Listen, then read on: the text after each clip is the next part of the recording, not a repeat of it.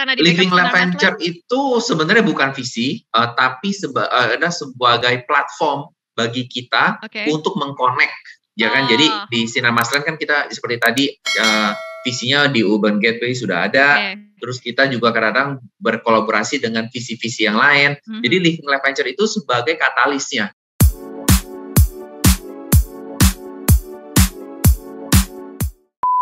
Hai Pak Gani, apa kabar? Baik Mbak Yeni, apa kabar juga? Baik Pak, thank you ya for having us dan menyempatkan waktu bersama Daily Social. Thank you for taking the time.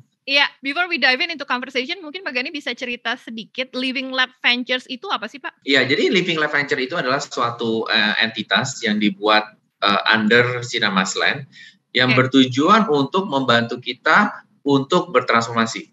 Karena kalau kita lihat dari Sinar Mas Land itu kan perusahaan yang besar ya, dan kita di dalam situ juga lumayan kompleks organisasinya. Jadi kadang-kadang karena kita terlalu besar, kita sedikit lebih lamban untuk mencermati perkembangan di lapangan. Nah, dengan adanya suatu unit yang khusus yang dibentuk, diharapkan dari unit ini muncul ide-ide transformasi yang bisa akhirnya dideploy di Sinar Mas Land. Jadi hubungan Sinar Mas Land dengan Living Lab Venture itu sangat erat sekali, karena kita melihat mereka sebagai strategic partner untuk membantu kita men-scale up inovasi-inovasi agenda di dalam Sinar Mas Land sendiri. Tapi kalau kita lihat, karena Sinar Mas Land ini nama besarnya ya Pak ya, apakah fokusnya ke PropTech atau ternyata untuk Living Lab Ventures sifatnya agnostik Pak?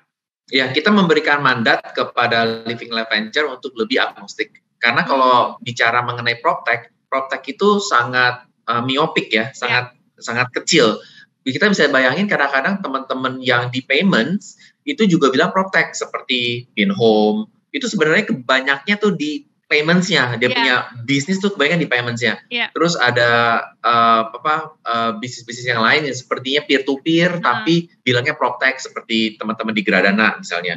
Jadi memang ada PropTech, tapi PropTech secara industri itu sangat kecil. Nah, jadi kalau kita melihat Sinar Mas Land, enabler PropTech, tapi betul, sebagai enabler PropTech benar. Jadi kita ngelihatnya Sinar Mas Land itu kan kita kan property developer, dan kita suka bilang kita itu city builder, kita membangun suatu kota. Jadi kalau membangun suatu kota, sebenarnya kita butuhkan solusi lebih banyak atau di luar PropTech. Makanya dengan mengengage Living Lab Ventures, kita memberikan mandat kepada Living Lab Ventures untuk membantu kita melihat solusi even di luar PropTech. Jadi kita sangat agnostik dalam kita punya approach. Ya. Seru banget Pak, memang dalam beberapa tahun terakhir PropTech memang mengalami peningkatan dari sisi demand, funding, sampai beberapa platform baru lokal sampai asing yang masuk di Indonesia. Growth-nya memang sempat agak lambat pada saat awal pandemi, tapi saat ini udah mulai bergairah ya Pak ya. Sinar Mas Land menangkap potensi itu ya Pak? Betul, kita sebenarnya dari dulu kita sudah melirik lah ya, kita membidik sektor ini karena PropTech itu seperti yang Mbak Yeni bilang, mungkin baru hot 2-3 tahun terakhir ini.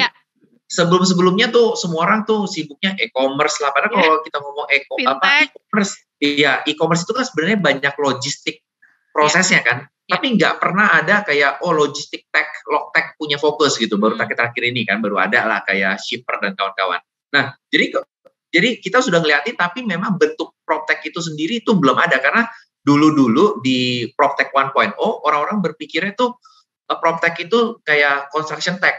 Jadi padahal kalau kita bicara mengenai construction punya tech, itu nggak banyak inovasinya gitu kan. Jadi memang ini industri yang sangat banyak yang ngelirik di sebelum-sebelumnya. Malahan kita kalau bisa bicara sampai 2020, kalau kita melihat investasi di PropTech related atau di real estate, itu tuh nggak di top 10. Kita tuh di luar. Mungkin di top 20 atau top 25. Mau lihat dari McKinsey, dari BCG, dari Bain, reportnya semua konsisten. Tapi di 2 tahun terakhir ini, tiba-tiba banyak PropTech related investasi yang diguyurkan oleh visi-visi, teman-teman dari visi yang masuk ke sektor ini. Dan ini membuat gairah yang baru bagi kita, pemain lama, di properti real estate industri di Indonesia.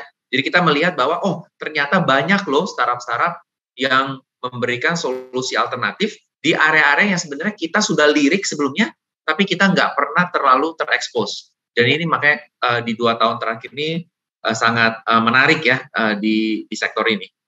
Menarik juga Pak, karena Sinar Maslen kan lagi menggadang-gadangkan digital hub-nya nih Pak di Alam Sutera ya Pak ya. Ada kaitannya nggak sih Pak Living Lab Ventures untuk meng-cater atau meng-enhance digital hub-nya punya Sinar Maslen?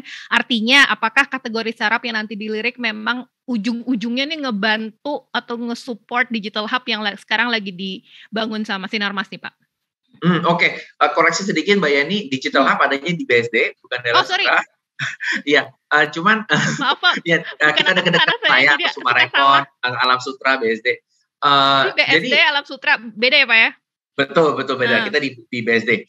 Jadi kalau kita ngelihat investment kita itu otomatis kita fokusnya, kalau tadi Mbak Yani udah bicara mengenai digital hub, sebenarnya digital hub itu kita membantu membuat suatu ekosistem. Jadi kalau kita bicara ekosistem itu bukan hanya startup investasinya di sana, tapi juga orangnya, juga bisnisnya.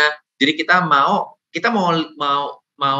mengereplikat cerita-cerita sukses yang ada di luar negeri ya, seperti di Silicon Valley dan segala macam. Di mana kalau kita bicarakan mengenai ekosistem, itu sebenarnya kita mengajak pelaku-pelaku bisnis, pelaku-pelaku industri, dalam hal ini mungkin startup ya, karena ini mungkin digital hub lebih mungkin relasinya orang-orang pada bilang startup, padahal kita nggak harus startup karena company-company besar yang sudah matang, tapi memang di new economy ya, lebih ke new economy seperti Traveloka juga pun udah ada di sini.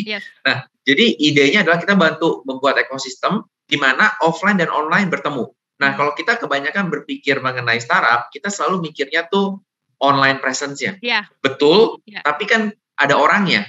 Nah, bagaimana kita membuat suatu ekosistem bukan hanya bisnisnya yang pindah, tapi kita mau orangnya pindah. Mungkin kalau orangnya pindah, dia orang mau tinggal yang deket-deket, nggak mau hirup pikuk Jakarta, kalau mereka harus ke WFO, ke office, mereka bisa tinggal di BSD.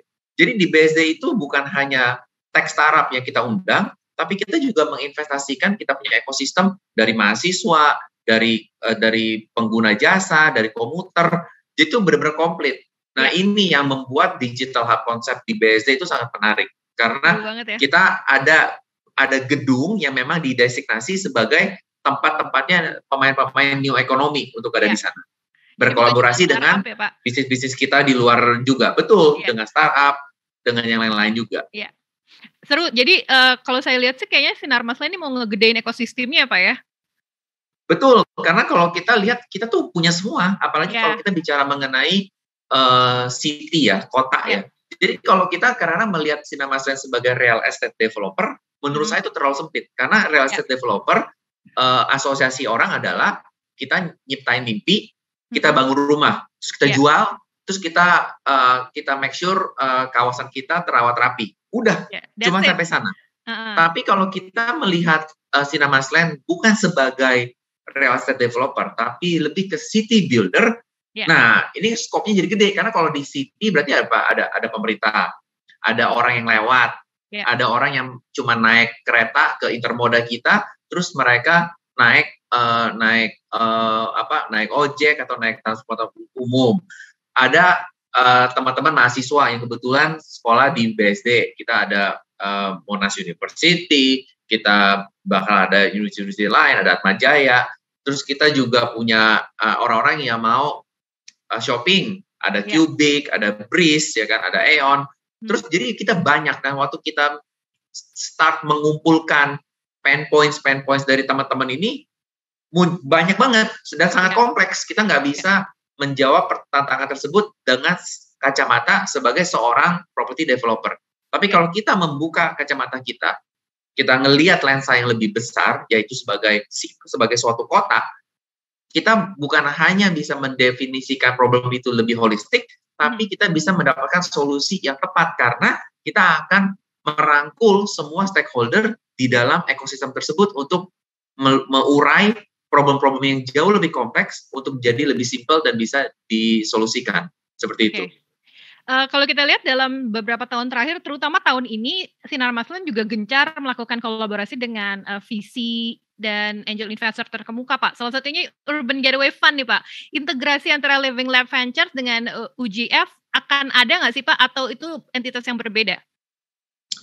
Jadi Urban Gateway Fund itu adalah suatu investment fund yang kita buat di Singapura, di mana local partnernya untuk di Indonesia itu Living Lab. Ventures. Yo. Jadi memang integrasi antara Living Life Ventures dengan UGF ini akan akan besar, dan sebenarnya sudah ada dari sekarang, cuman memang investmentnya dari UGF itu masih ada belum terfokus di Indonesia. Kita melakukan investment tapi lebih di Southeast Asia, meskipun earmarknya banyaknya di Indonesia fokusnya, dan kita expect dari Living Life Venture ini akan memberikan signifikan kontribusi kepada ke test bedding, karena kalau kita sebagai venture capital, kalau modelnya hanya menginvest saja, mungkin tidak memberikan nilai tambah bagi investor, bagi foundersnya.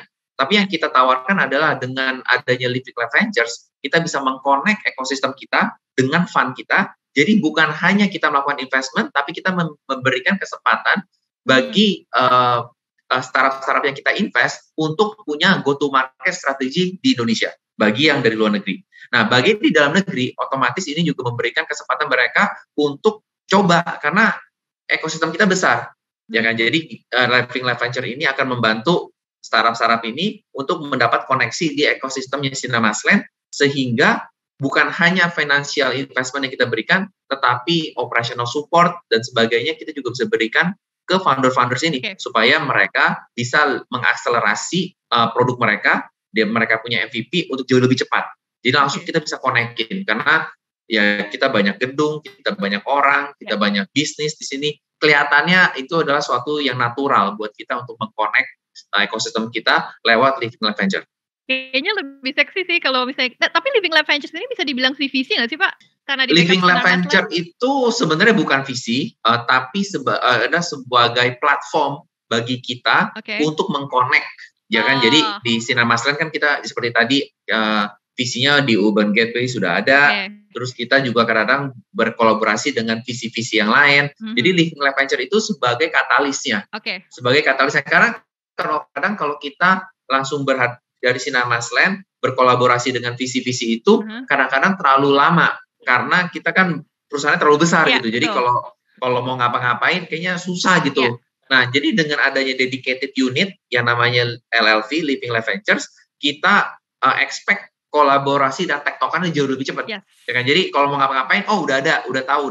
Jadi template-nya. Jadi di situ sih mungkin yang membuat kenapa konglomerat sebesar ini bisa memiliki suatu unit yang kecil, supaya teman-teman startup juga nyaman gitu kan. Jadi mereka sama-sama, kayaknya kan LLV juga quote-unquote startup juga. Jadi sama-sama dengan ukuran yang kecil, dengan prinsip agile yang sama, maunya cepat dan segala macam. Itu sih yang kita bisa tawarkan kepada startup-startup ini, supaya mereka memiliki akses ke dalam ekosistemnya Sinarmasland melalui suatu unit yang beroperasi sama seperti mereka, cepat, gesit dan lincah gitu. Ya. Agile memang harus sih Pak di ekosistem dan komunitas startup. Betul. Ngomongin startupnya sendiri nih, ini early stage sampai later stage yang dilirik Pak. Kemudian bisa didisclose nggak sih Pak berapa yang diberikan untuk modal pertama startup yang berhasil dilirik oleh LLV? Jadi seperti yang jadi di LLV tersebut, kita yang jelas agnostik, kita ngelihat dari even dari as early as angel ya sampai ke later stage seperti seri B. Kita mungkin secara angka mungkin nanti kita bisa show beberapa. Kita itu starting 500K mungkin atau more.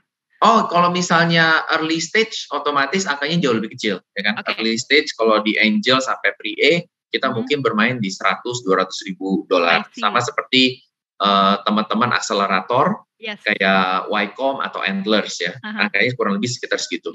Nah, tapi kalau di later stage juga sempat invest di angka-angka yang lumayan bagi teman-teman yang memang sudah di later stage seperti DB dan DC.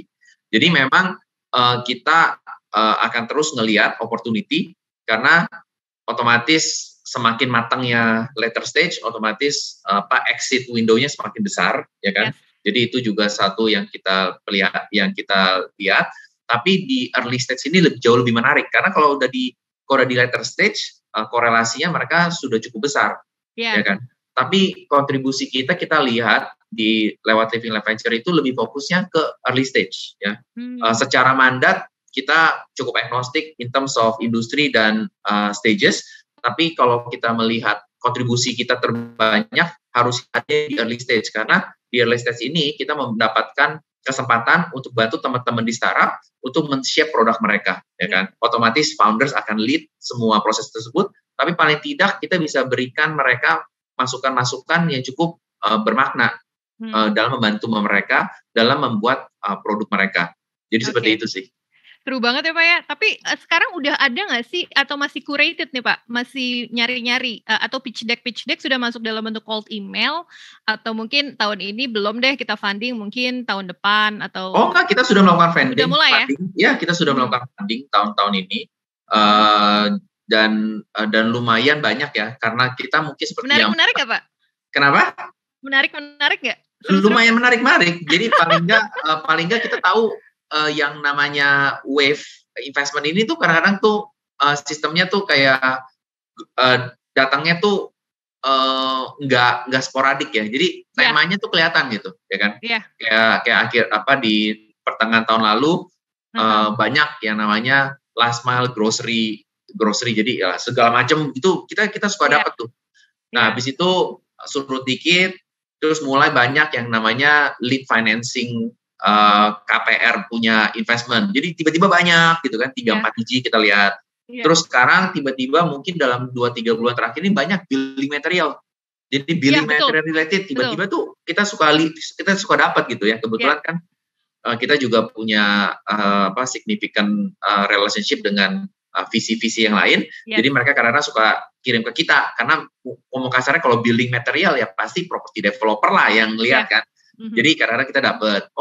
Terus kalau mau lihat kayak mortgage financing atau mortgage leads punya referral, kita juga dapat. Jadi dengan adanya unit ini kita bisa melihat interaksi di suatu tempat. Kalau dulu mungkin kita di Sinamasan juga terlibat, tapi orangnya kan beda-beda ya. Nah, sekarang dengan adanya unit ini under Pak Bayu, paling enggak kita bisa melihat semua materi itu datang di suatu tempat, jadi kita bisa compare, ya kan? Investment mana yang kita mungkin lebih cocok, ya kan? Atau investment thesis-nya paling mirip ke apa yang ingin lakukan seperti apa? Karena sebagai Living Lab Venture, kita nggak hanya serta-merta melihat financial return, tapi kita juga melihat strategic return. Strategic return apa yang bisa dikonekin dari startup ini kalau mereka ada di ekosistemnya Sinarmasland? Apa sih? Impact apa yang mereka bisa bawa ke ekosistem kita? Jadi teman-teman di Living Lab itu punya dua kacamata. Mereka lihat kacamata secara financial return, tapi mereka juga pastikan bahwa hampir investment yang kita lakukan itu pasti ada strategic contribution-nya ke ekosistemnya Sinarmasland. Bukan ke Sinarmasland-nya toh ya, tapi ke ekosistem kita. Jadi kadang-kadang yang benefit itu bukan Sinarmasland, tapi ekosistemnya kita, seperti universitas lah, seperti pelaku bisnis di BSD. Jadi nggak serta-merta kita ngelihatnya di kacamata Sinarmasland aja. Ya, terus tuh itu yang paling seksi malah kalau menurut saya, added value dan strategic partnership. Funding memang penting, tapi kalau ada added value malah lebih bagus lagi ya Pak Gani. Betul. Target untuk LLV tahun ini apa? Berapa startup yang bakal dilirik untuk diinvest? Ada nggak sih Pak kuota yang ditetapkan oleh LLV per semester atau per tahun gitu Pak? Atau bebas aja, spontan aja gitu? Sekarang mungkin kita sedikit bebas sih, karena ini kan mungkin baru tahun pertama kita ya, beneran tahun pertama kita secara entitas, secara fokus gitu. Jadi kita masih mencoba-coba, ya kita masih test the water, karena duitnya too much money chasing a few deal, jadi duitnya lagi banyak. Jadi kadang-kadang tuh nggak semua orang juga mau terima duit dari kita gitu kan. Mereka juga mikir-mikir, kalau mereka engage ke kita nanti mereka takut diasosiasikan dengan suatu developer tertentu, atau mereka mungkin maunya nanti aja, mereka lebih fokusnya ke angel atau ke beneran ke visi, karena kan kita bukan visi kan.